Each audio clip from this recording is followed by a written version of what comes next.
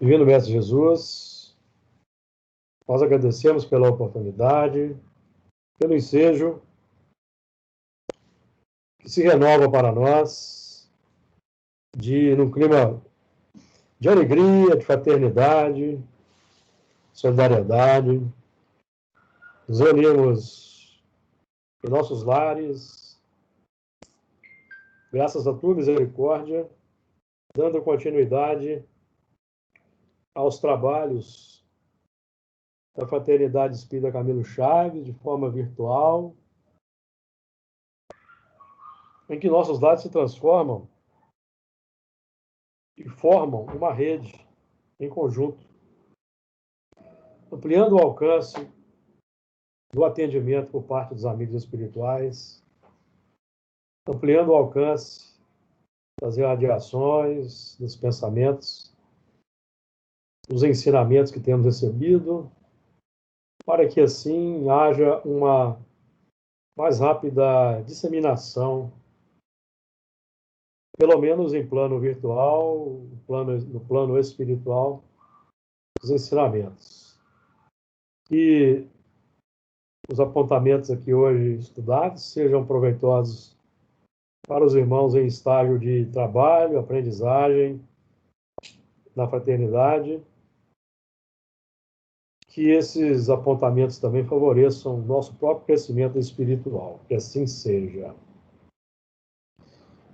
Muito bem, nós vamos então, eu vou projetar de uma vez aqui o texto, Apocalipse capítulo 12, a partir do versículo 4. Vou projetar aqui, deixa eu escolher o texto. A partir do versículo 4, que nós vamos dar continuidade. E vamos fazer a nossa leitura.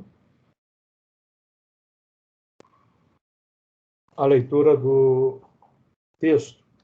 Apocalipse, capítulo 12, versículo 3. A partir do versículo 3, vamos ler. E viu-se outro sinal no céu, e eis que era um grande dragão vermelho, que tinha 7 cabeças e 10 chifres, e sobre as suas cabeças 7 diademas. E a sua cauda levou após si a terça parte das estrelas do céu, e lançou sobre a terra, e o dragão parou diante da mulher, que havia de dar à luz, para que, dando ela à luz, lhe tragasse o filho. E deu à luz um filho, um varão, que há de reger todas as nações com vara de ferro. E o seu filho foi arrebatado para Deus e para o seu trono. E a mulher fugiu para o deserto, onde já tinha lugar preparado por Deus, para que ali fosse alimentada durante 1260 dias. E houve batalha no céu. Miguel e os seus anjos batalhavam contra o dragão. E batalhava o dragão e os seus anjos. Mas não prevaleceram, nem mais o seu lugar se achou nos céus. E foi precipitado o grande dragão, a antiga serpente, chamada o Diabo e Satanás, que engana todo mundo. Ele foi precipitado na terra e os seus anjos foram lançados com ele. Muito bem. Então, esse é o texto. Nós vamos abordar a partir do versículo 4. Nós já tínhamos iniciado esse estudo no versículo 4 da semana passada, que diz assim: e a sua cauda levou após si a terça parte das estrelas do céu e lançou sobre a terra. E o dragão parou diante da mulher, que havia de dar à luz, para que, dando ela à luz, lhe tragasse o filho. Então, nós temos já iniciado os estudos. Nós falamos da cauda, que define as expressões da retaguarda, que definem as influências ocultas por meio do magnetismo. A cauda, que é a nossa, simboliza tanto o subconsciente, o plano os planos do nosso inconsciente profundo, onde estão os impulsos automáticos, e também nos fala a cauda, com a sua conexão com o plano terreno, com o solo, já que ela está voltada para baixo, ela aponta uma conexão rasteira pelo plano do magnetismo, plano magnético. Levou após si, o levar após si nos fala de ideias, liderança, mentalidade, que nós vamos seguindo, vamos na pauta da sintonia, estabelecendo a afinidade de propósitos. Então, são os seguidores, o séquito, a terça parte das estrelas. Nós comentamos na semana passada, fizemos aí a referência a Ezequiel no capítulo 2 e 12, no capítulo 5, versículo 2 e 12, que trata dessa questão do todo, né? Terços. E aqui nós estamos vendo que a terça parte das estrelas do céu lançou sobre a Terra. Então nós estamos vendo um movimento de reencarnação, de um lado, terça parte das estrelas do céu, do plano exterior, terça parte que nos fala da chegada pelos planos da reencarnação, no plano exterior.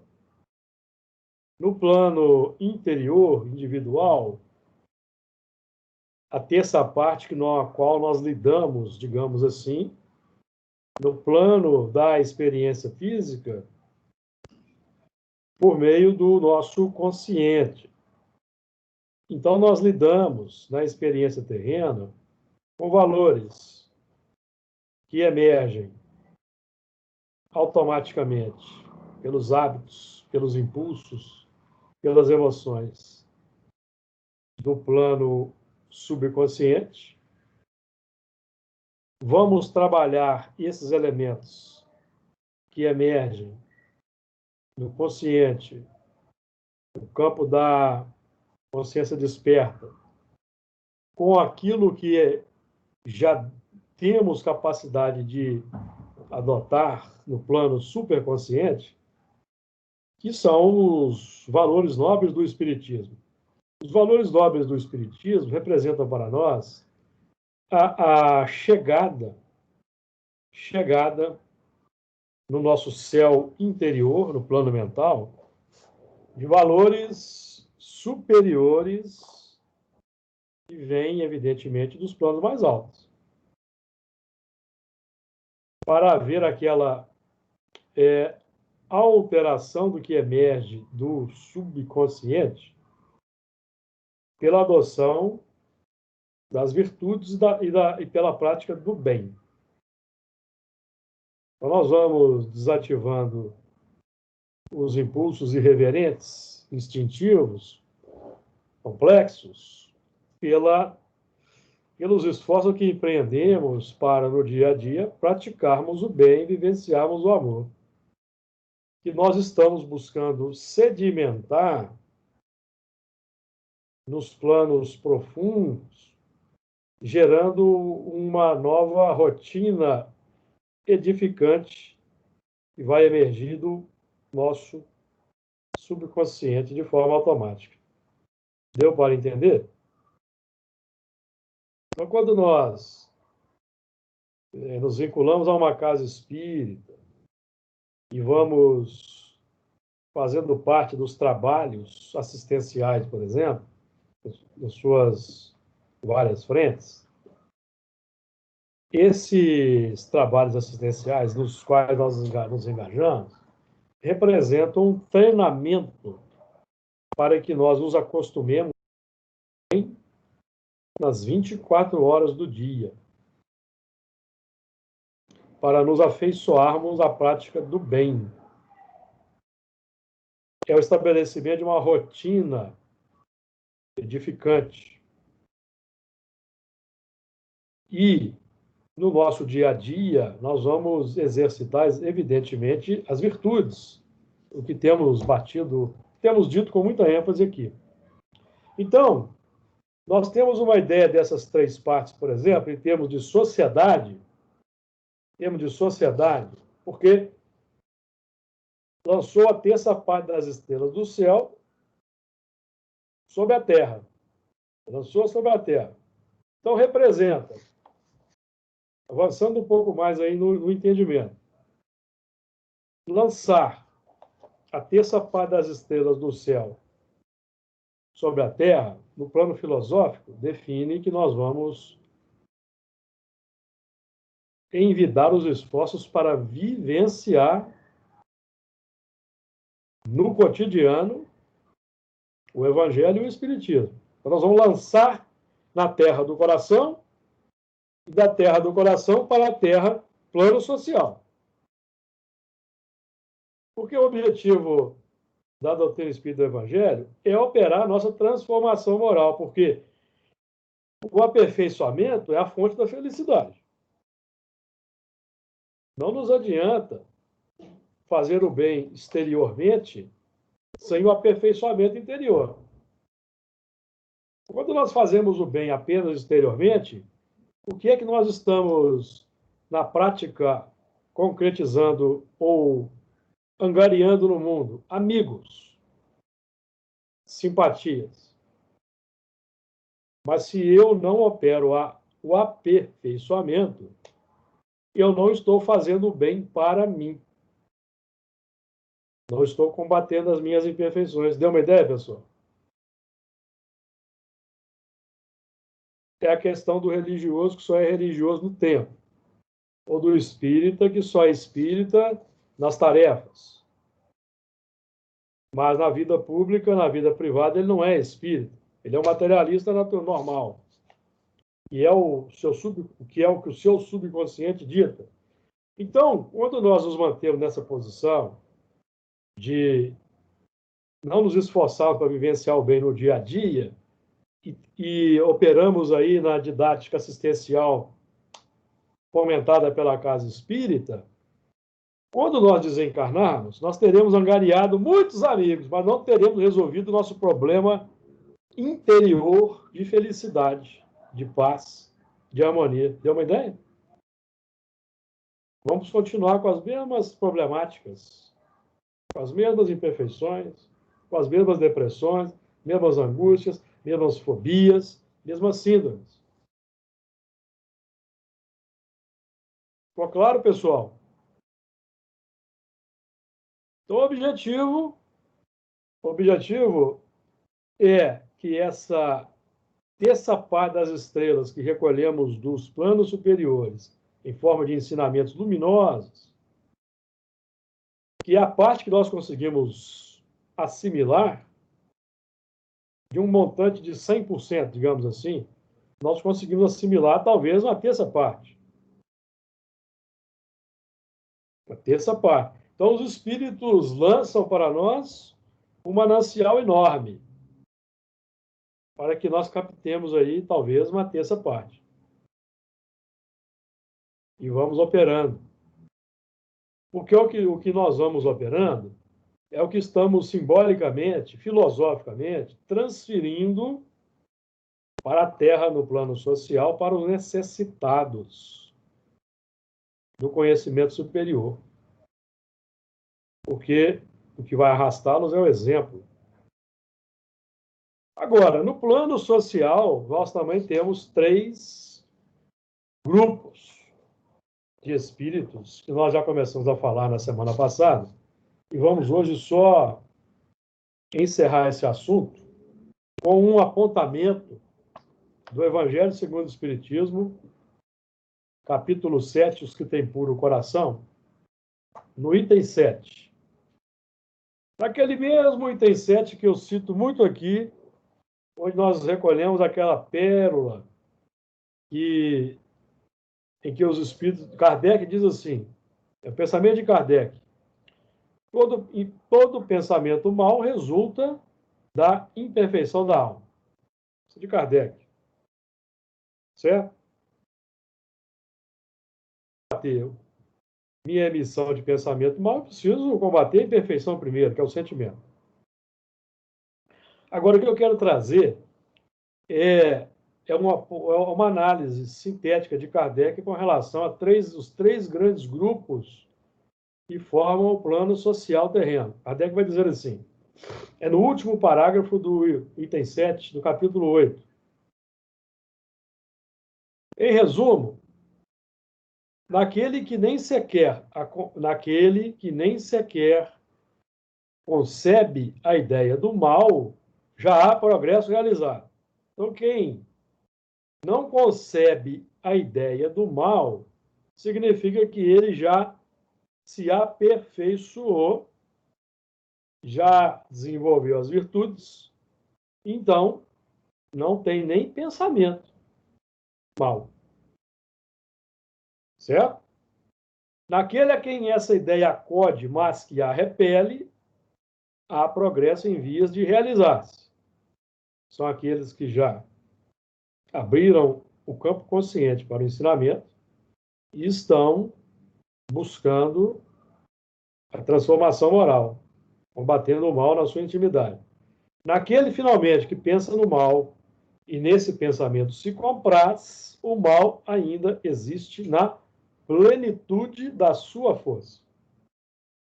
São os três grandes grupos de espíritos, didaticamente, sinteticamente, abordados por Allan Kardec. Então, esse grupamento que pensa no mal e nesse pensamento se compraz, esse é o grupo que vai ser transmigrado. Esse não tem mais como aperfeiçoar-se na Terra, porque ainda vai iniciar o trabalho de aperfeiçoamento. E esse trabalho de início de aperfeiçoamento é feito nos mundos primitivos, de provas e de expiações, tá? Primitivos, expiações e provas. Certo? Então, eles precisam ser transmigrados, que é o grande grupo. Agora, desse grupamento aí que está, a ideia acorde, mas que a repele, que a progressa em vias de realizar-se, esse elemento também pode não dar conta. Pode, por uma falta de empenho, de decisão, de determinação, ele pode não conseguir fixar-se e precisar também ser recambiado, certo? Isso é o que eu queria trazer para os amigos, para nós vermos que esses assuntos têm conexão com a doutrina espírita, sim. Esses textos aí, 3 textos que estudamos em Ezequiel na semana passada, Ezequiel capítulo 5, nos versículos de 2 a 12. Você recorda? Zacarias também trata desse assunto. Zacarias 13, 8 e 9. De acordo, meus amigos? Então, essa terça parte das estrelas, se nós temos, por exemplo, 24 bilhões de espíritos, segundo os entendidos, evoluindo hoje na Terra, com praticamente 8 bilhões de encarnados, nós vemos aí que temos um terço. Nós temos aqui, na verdade, nesses 8 bilhões, espíritos que representam os 3 grupamentos, tanto dos que estão aí na complexidade, o dragão se expressa por meio deles com eloquência, os que estão na luta e aqueles cujo progresso já está realizado, são aqueles, por exemplo, aqueles ateus que já têm as virtudes desenvolvidas e que, sem religiosidade, estão aí no mundo buscando sua seu melhoramento nos vários campos do conhecimento humano. Não é isso que acontece? Aí, campo da ciência, da filosofia, da medicina, da robótica, temos elementos, muitos ateus, mas que estão dando o seu recado para o progresso da humanidade. Esses são os elementos que já progrediram anteriormente. Eles não precisam de serem lembrados nos tempos dos deveres humanos. Nós que precisamos aí estar nos tempos escutando, precisamos ser lembrados, porque nós somos a turma intermediária. Turma intermediária aí, nosso passado aí, as revelações têm mostrado da complexidade do passado, e hoje nós temos que nos engajar com firmeza, determinação, disposição de operar. E vejamos bem, meus amigos, nós não estamos precisando nem sair de casa para operar, mas mesmo assim, nós não temos uma adesão unânime, pelo menos nos trabalhos vibracionais que realizamos, não temos uma adesão unânime de todo o grupamento. Isso é um caso a pensar para nós que aqui estamos estudando esses assuntos, um caso a pensar. Porque se nós não damos conta de decisão dentro dos nossos lares, aproveitarmos o manancial, depois que tivermos que voltar para a casa espírita, talvez haja uma dificuldade. Muito bem. Que a sua cauda levou após si a terça parte das estrelas do céu e lançou sobre a terra, planos da reencarnação, o lançamento interior, filosófico, do amor na sociedade, o lançamento no plano social pela reencarnação, dos espíritos em evolução. Aí temos os componentes do grupo do dragão, com os candidatos ao grupo do cordeiro, somos nós. Nós somos aqui egressos do grupamento do dragão, Roma, Babilônia, Inquisição, Cruzadas, e estamos nos candidatando para nos firmarmos no grupo do cordeiro. Ou aqui nessa nossa sala aqui, tem algum missionário superior aqui? E eu tenho certeza que não sou. Então, é nesse sentido. Nós somos sobre a terra. E o dragão parou diante da mulher que havia de dar à luz, para que, dando ela a luz, e tragasse o filho. Então, o dragão, meus amigos, ele não vai se apresentar para nós, no plano social, com uma configuração desagradável, soltando fogo, garras à mostra, não. O dragão vai se apresentar com brilhantismo, com plumas e paetês, uma roupagem agradável, como aquela árvore agradável à vista, certo? Como aquela árvore agradável à vista, para tentar nos engodar. Então, o cerco do dragão hoje é o cerco do materialismo. É o cerco dos compromissos sociais assim, excessivos, que às vezes dificultam nosso trabalho. Eu não estou falando aqui de trabalho individual, trabalho profissional, não é isso que eu estou dizendo, não. Mas às vezes nós nos deixamos levar por tantas superficialidades no plano social e acabamos nos envolvendo em tantos compromissos em função dos apelos que nós deixamos muita coisa para trás. O dragão parou diante da mulher.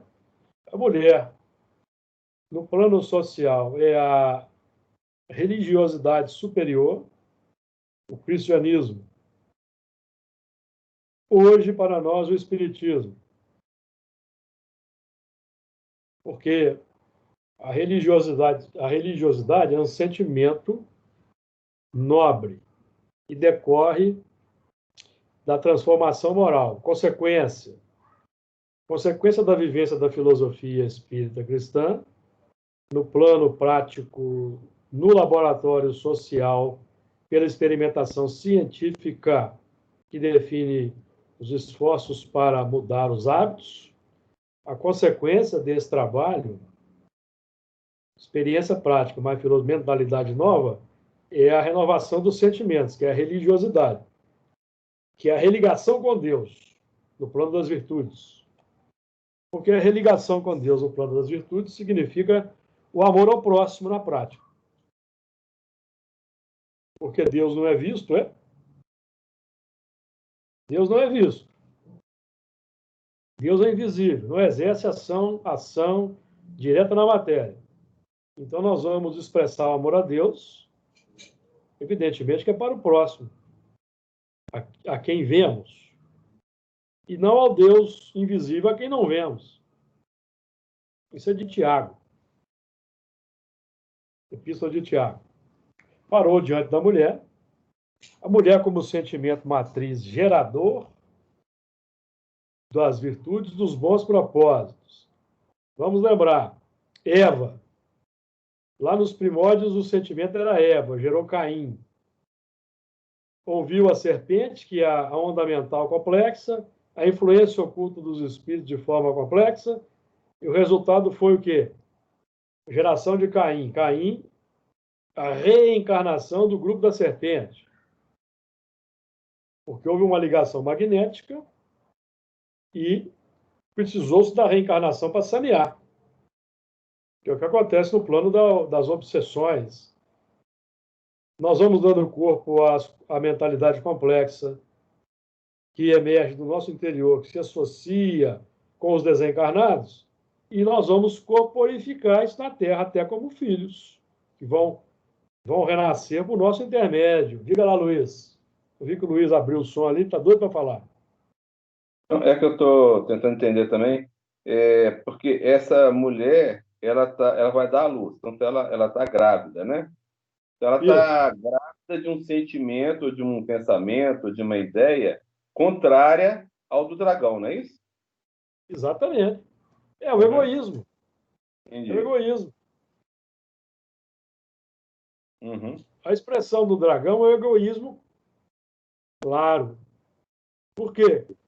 O filho que o dragão quer tragar é o altruísmo, Uhum. bondade.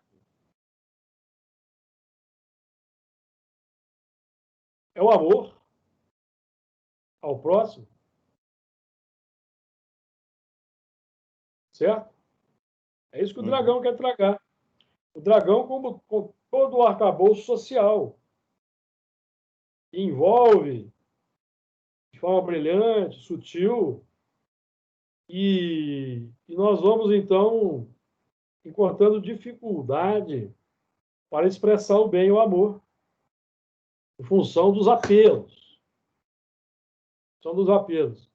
Quer dizer que nós vamos ser eremitas, nos afastar do convívio social? Não, não é isso não. Mas nós vamos apurar a seleção, que convém, que não convém, em função dos compromissos assumidos. Nós já assumimos um compromisso, por exemplo, na área da mediunidade, na reunião de atendimento espiritual. O médium, todos nós que militamos na desobsessão, assumimos um compromisso. E os espíritos aconselham aqui a superarmos todos os obstáculos, todos os impedimentos, para honrarmos esse compromisso. Então, o esforço é por superar, contornar, evitar os impedimentos, antecipar os impedimentos, já trabalhar por antecipação, para que naquele dia, naquela hora, estejamos firmes no trabalho, que é disputar a honra de servir, disputar o privilégio de elaborarmos o campo da mediunidade, porque nós temos recebido, nós que somos trabalhadores aí no campo da reunião de desobsessão, nós temos recebido comprovações extraordinárias do nosso passado, quer por meio de sonho, quer por meio da mediunidade. Ou seja, nós temos recebido um investimento, um estudo como esse, cujo estudo, eu repito, não é da minha lavra, esse estudo é uma garimpagem que fizemos, o estudo Honório Abreu. Isso representa um investimento alto na nossa capacidade de operação. Não é pouca coisa. Então, devemos disputar a honra não vou dizer de participar desse estudo, mas do trabalho na seara mediúnica, devemos disputar a honra de estarmos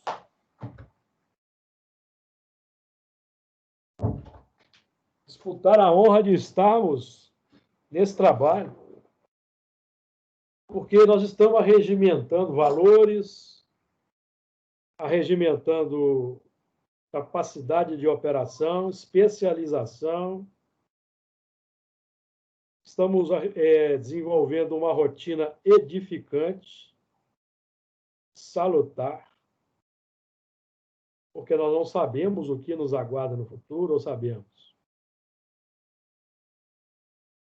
Nós estudamos o capítulo 20 do Evangelho segundo o Espiritismo, uma hora, os obreiros do Senhor, que eu já trouxe aqui. O que nós encontramos? Nós encontramos que aos trabalhadores fiéis serão aos trabalhadores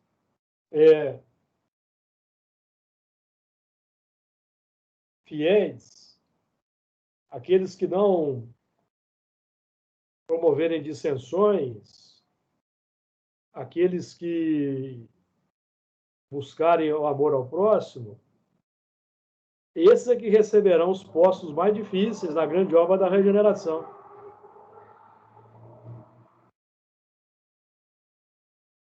Certo? Esses conseguiram, por exemplo, impor silêncio aos vossos ciúmes, às vossas discórdias. E esses receberão os postos mais difíceis na grande... Ou vai confiar os postos mais difíceis da grande obra da regeneração. Então, imaginemos se nós formos aí um pouco negligente com o pouco que temos recebido, voltarmos aí com uma tarefa de grande monta e não demos conta porque fomos negligentes. A situação não é fácil não, pessoal. Então, o negócio é complexo, viu? Parou diante da mulher que havia de dar à luz, para que, dando ela à luz, lhe tragasse o filho. Então, o dragão quer tragar o filho do homem, o homem novo, cujo modelo é Jesus. Jesus disse, eu sou o filho do homem não veio para ser servido, mas para servir. Certo? Então, ele é o padrão. Padrão para o nosso filho do homem, que é o cordeiro em crescimento. E é o dragão, digamos que o cordeiro em crescimento seja o dragão domado, dragão domesticado, dragão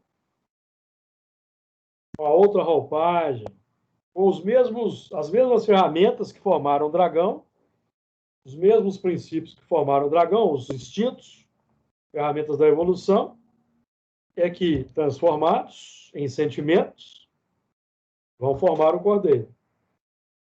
A força é a mesma. De acordo, pessoal? Mais alguém quer trazer comentários? Comentários para passarmos ao versículo 5? Dúvidas, comentários?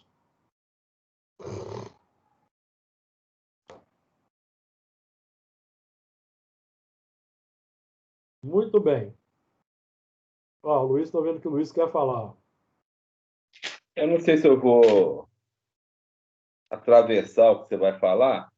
Pode falar. É só um questionamento que já vou trazer, então, não sei se eu estou adiantando.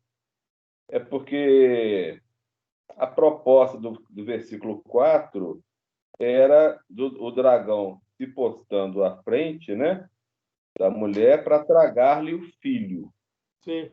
Mas a gente percebe no versículo seguinte que esse filho não será tragado, não é isso? Não, porque é a força do progresso. Ninguém pode barrar a força do progresso, certo? Entendi. Uhum. Todo mundo está vendo o texto aí? Sim. Ok. Versículo 5. Então. É...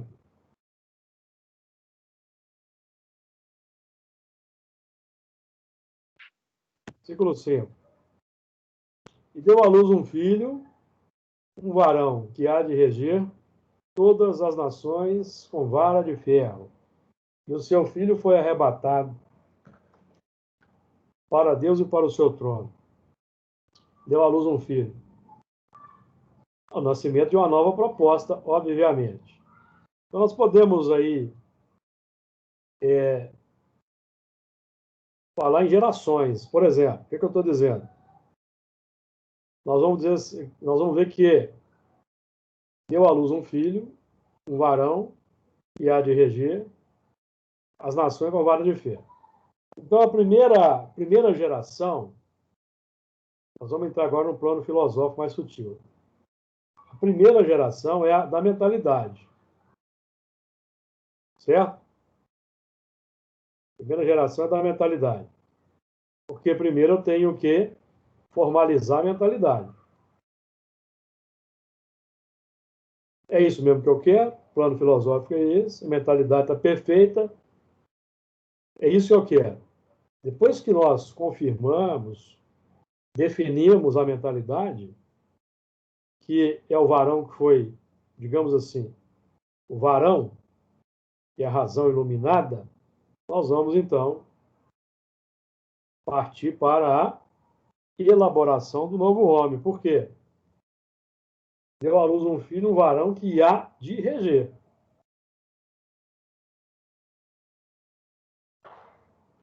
É o futuro, não é isso? Futuro. Uma ideia aqui de interpretação. No plano filosófico, no plano social, tá? Social.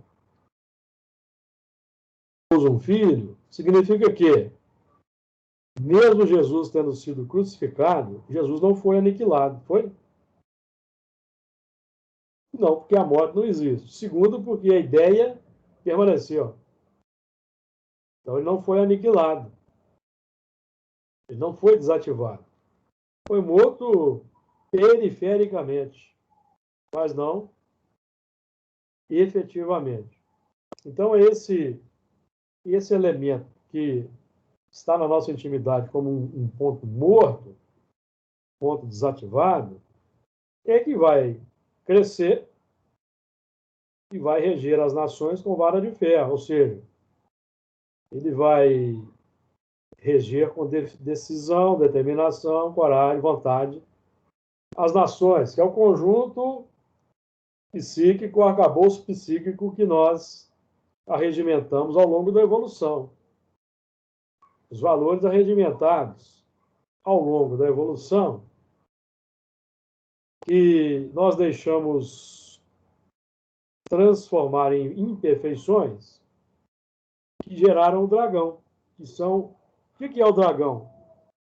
Paixões exacerbadas na intimidade, que se manifestam no plano social. E nós temos visto aí no plano social as expressões draconianas com grande eloquência, agindo no mundo. Agindo no mundo, com grande eloquência, certo? Então, o nosso trabalho, nesse plano social aí, em que nós temos as expressões tanto do dragão quanto do cordeiro, e que nós temos os falsos profetas, que se expressam como o cordeiro, mas eles multiplicam as ideias do dragão, nós precisamos identificar o verdadeiro do falso. O falso do verdadeiro profeta. É o trabalho que o Espiritismo proporciona pelo conhecimento que nós adquirimos na codificação. E deu à luz um filho, um varão que há de reger as nações com vara de ferro. Então, por exemplo, os patriarcas usavam um cajado. Digamos que seja vara de ferro em elaboração, porque o cajado era de madeira. Então, o cajado ainda tinha apresentava uma certa fragilidade. Podia ser quebrado. Porque os patriarcas, por exemplo, eles lutavam contra as suas próprias imperfeições, ou não? Os patriarcas tinham lá os problemas com a poligamia, tinham os problemas lá com o seu instinto guerreiro. Então, nós vemos que a nossa própria história já traziam já valores extraordinários, inspirados por Jesus, mas eles tinham ainda as complexidades no campo interior. Há de relações com vara de ferro, e o seu filho foi arrebatado para Deus e para o seu trono. Esse arrebatamento define a proteção pelo plano maior em Deus, tá? Proteção pelo plano maior em Deus. Nós até podemos tripudiar com as forças interiores draconianas que trazemos, mas nós nunca conseguiremos colocar em dúvida ou em xeque as providências superiores que dimanam de Deus. Então, o seu filho foi arrebatado para Deus e para o seu trono, definindo que já está instaurado na nossa intimidade. Mesmo atuando no plano do falso profeta, que é aquele elemento que ainda não consegue expressar com pensamentos, palavras e ações na vivência os valores do amor, mas ele já, por palavras, ou melhor, ele verbaliza, mas não consegue ainda vivenciar, mesmo nesse plano, o filho já foi arrebatado, ou seja, já está instaurado na intimidade. Já está lá instaurado, só vai aguardar agora a germinação no espaço e no tempo. O tempo que será definido pelo aproveitamento de cada um de nós na adoção, na vivência. Tá certo, amigos? Comentários? E o seu filho foi arrebatado para Deus e para o seu trono. Define também aquele resguardo da segurança, da serenidade, da tranquilidade, para que nós saibamos colaborar de forma eficaz para que essa ideia seja comunicada. Seja comunicada e encontre guarida noutros corações. De acordo?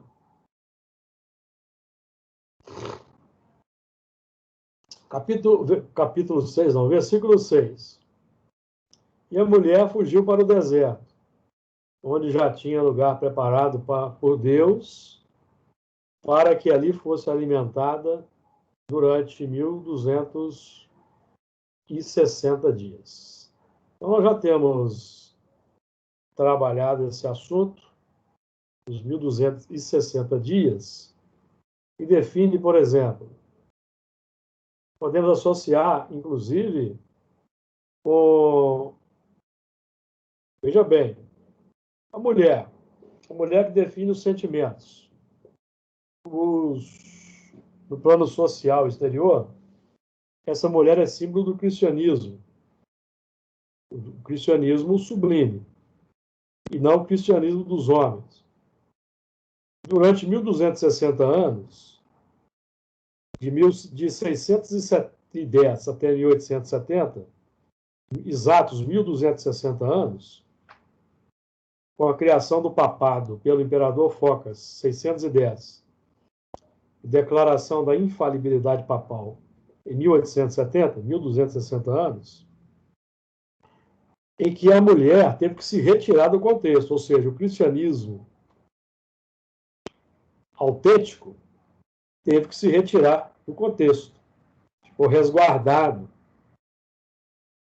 Houve todo aquele movimento de perseguição aos médiuns, inquisição, cruzadas, definindo aí a conspurcação, a distorção do amor do cristianismo, o amor que Jesus exemplificou entre nós.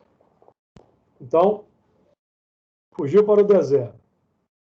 O próprio movimento de descoberta das Américas, a partir de aí de 1492, com Cristóvão Colombo, definiu aí um novo território para essa mulher, então, atuar, cujo símbolo é um deserto. Por quê?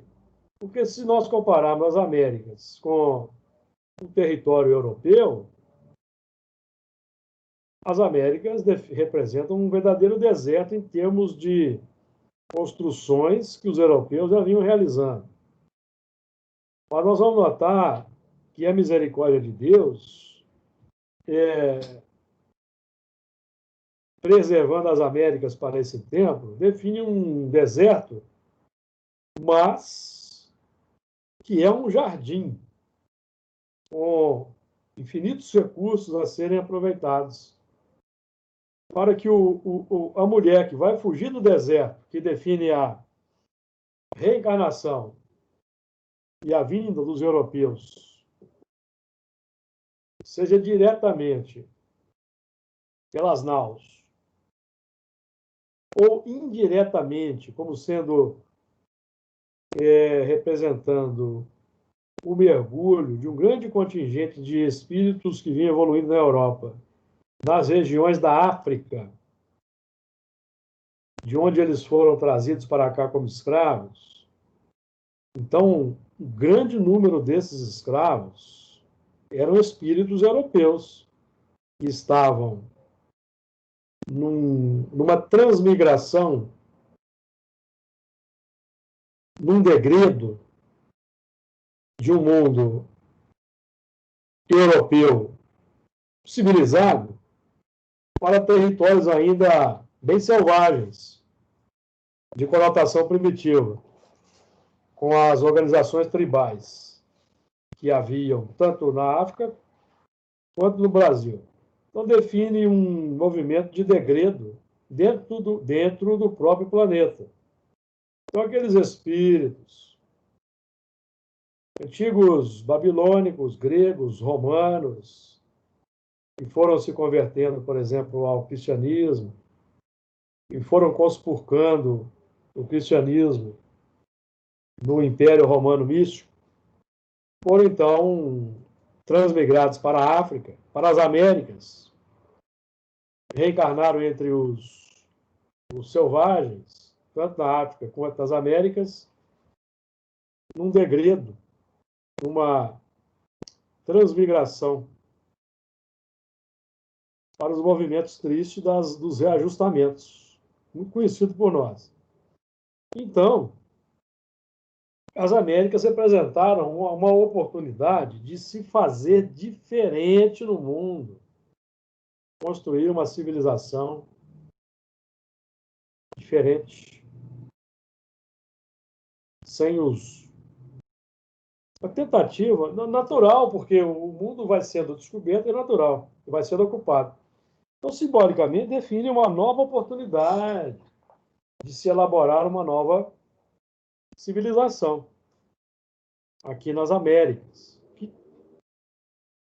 que tem realmente um projeto de disseminação do Evangelho, como nós temos visto, porque as igrejas cristãs de várias denominações encontraram campo fértil nas Américas, mas ainda o cristianismo, o ideal de Jesus ainda não foi ainda materializado de forma exuberante como Jesus demonstrou e exemplificou.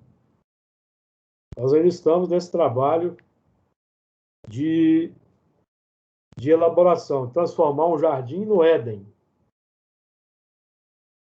Certo? O mundo já vai se encaminhando para ser um Éden. Mas temos irmãos que querem manter a terra no primitivismo. Não querem amar o próximo, não querem cultivar a bondade humana, querem permanecer no cultivo do egoísmo e do orgulho, que é esse um texto ao qual se refere Kardec. Eles estão alimentando as imperfeições, estão bem satisfeitos com isso, não têm desejo de mudar e vão permanecer nesse estágio e serão transmigrados para outros mundos, de um Éden para um jardim, para reciclagem. Pode falar, Luiz. Essa fuga para o deserto da mulher, a gente pode fazer algum paralelo com aquela ida de Paulo para o deserto, para depois sair para pregar o cristianismo, o evangelho? Pode, porque Paulo ficou 3 anos no oásis de Dan. Vejam bem, Sim. Paulo foi para o deserto, mas ele ficou 3 anos no oásis de Dan, reciclando seus sentimentos, reciclando a mentalidade, porque Saulo era egresso de uma mentalidade judaizante, rabínica, farisaica, foi para o deserto, mas a misericórdia de Deus no deserto estabeleceu um oásis, o oásis no deserto de Dan, o oásis de Dan no deserto da Síria, se não me engano, deserto da Síria, na região de Palmira, que era nessa época uma cidade esplendorosa, rica, fazia parte do Império Romano e estava a meio caminho do Eufrates e do porto, por exemplo, de Tiro e Sidom, dos fenícios, de onde partiam as mercadorias para o Mediterrâneo e para a Europa. As mercadorias que vinham, por exemplo, pela Rota da Seda, saíam da China, passavam por ali, pelo Tigre, pelo Eufrates. Depois, no século III da era cristã, essa cidade caiu em decadência depois de uns movimentos que houve ali promovidos pelo imperador romano chamado Lúcio Aureliano, que foi o último imperador que reunificou todo o Império Romano no século III, de 270 a 275 da nossa era. o Império Romano que estava tripartite, havia 3 estados, digamos assim. Havia um estado em Palmira, uma rebelião que se formou ali em Palmira por uma rainha chamada Zenóbia, que era aliada dos romanos, mas que se insurgiu, formou ali um império e conquistou até o Egito. E depois, nas Gálias, generais romanos também estabeleceram ali um império galo-romano naquela região. E nessa época, Roma vinha sendo pressionada por todas as fronteiras, principalmente pelo Danúbio, pelo Reno, pelos godos, e formaram duas confederações, a dos Alamani, no Alto Reno, e a dos francos, no Baixo Reno. Os francos depois fundaram o seu próprio império, o Império Franco, que era uma confederação de tribos germânicas, que depois formou a França lá na frente, mas que teve um... Aí, ao longo da história, vocês vão encontrar, por exemplo, o Franco Império Romano Germânico. Então, os francos têm essa origem. Os Alamani, que também tem uma outra grafia, Alemani, que depois formaram a Alemanha, a nossa Alemanha atual, formada por esses grupos. Aí. Então, esse imperador chamado Lúcio Aureliano foi um imperador que conseguiu reintegrar todo o Império Romano.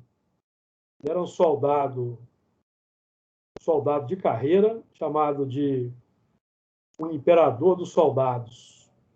E ele cultuava o deus Sol Invictus. Então, ele era um soldado excepcional, conseguiu abafar as rebeliões e reintegrou todo o Império Romano, em 275. Foi assassinado, foi traído, foi assassinado. Governou 5 anos. E só em 401 que os bárbaros voltaram a invadir Roma, para vocês terem uma ideia da importância do trabalho desse imperador, que era um soldado de carreira, um general. Então, nesse movimento aí, no terceiro século, que teve uma florescência muito grande do cristianismo, também foi o período em que começou também a se infiltrar no cristianismo as adulterações.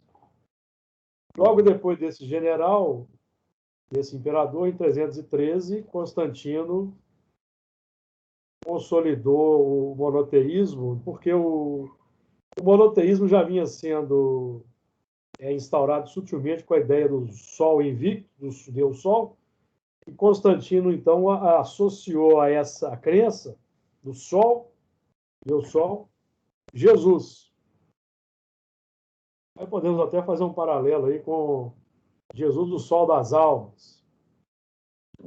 Então, esse culto do Deus Sol Invictus, fortalecido pelo Lúcio Aureliano, de certa forma instaurou uma certa integridade moral e de monoteísmo em Roma, que foi um fator que facilitou o trabalho do Constantino de oficialização do cristianismo como religião do Estado romano, mas também abriu o terreno para as complicações. Então, sim, esse movimento de Paulo representa assim, o movimento de ida para o deserto, para a reciclagem de uma mentalidade, porque depois Saulo se torna Paulo, ele precisaria de reciclar o quê? Os sentimentos. E foi o que ele fez ao longo de... Primeiro, aí, cerca de 10 anos é que ele ficou operando como tecelão em Tarso. Se não me engano, foram 10 anos aproximadamente. depois que ele saiu de Palmira e foi para Tarso, que é ao norte de Palmira, na Turquia, está ali não muito longe, está a Cordilheira das Montanhas Taurus, onde Paulo se internou numa das cavernas das montanhas Tauro, depois que ele foi repelido pelo pai. Você lembra do livro Paulo e Estevão? Foi repelido pelo pai, deserdado. Então ele se recolheu nas montanhas Tauro para meditar, passar a noite, e ali teve aquele desdobramento extraordinário e se encontrou com Abigail, com Estevão. Depois, então, ele retorna para Tarso, onde vai viver como tecelão. Se recordam? Uhum. Depois ele é buscado, se não me engano, por Barnabé, e vai buscá-lo em Tarso, aproximadamente 10 anos, que ali ficou operando, reciclando, desenvolvendo a sua capacidade de argumentação com os recursos do cristianismo, porque ele sabia argumentar com tradição judaica, mas não sabia argumentar com o evangelho. Então, ali na conversa com o povo simples, reparando os sapatos, tapetes, ele foi conversando sobre o evangelho, foi desenvolvendo a dialética e a retórica. Já tinha a retórica, já tinha o dom da retórica, da oratória, e foi só, então, transformando, ou seja, reformulando, digamos assim, os conceitos. Então, os 3 dias simbolizam 1260 anos. De acordo? Uhum. Ali Paulo ficou alimentando, é o mesmo movimento, então, que nós hoje estamos reciclando em ponto menor. Uhum. Nós estamos hoje num deserto, sim. Vejam bem, nós não estamos sendo obrigados a ficar nos lares, sair da agitação, ou seja, nós estamos convidados a operarmos de um deserto, onde nós não conseguimos dar expansão ao que nós gostaríamos, do plano social. Mas é um deserto que é um jardim, por quê? Porque estamos em família, nos nossos lares. Não é? Então é isso, meus amigos. Que Jesus nos abençoe. Semana que vem retomamos do versículo 6, só passando de passagem, e adentrando no versículo 7. Que Jesus nos abençoe.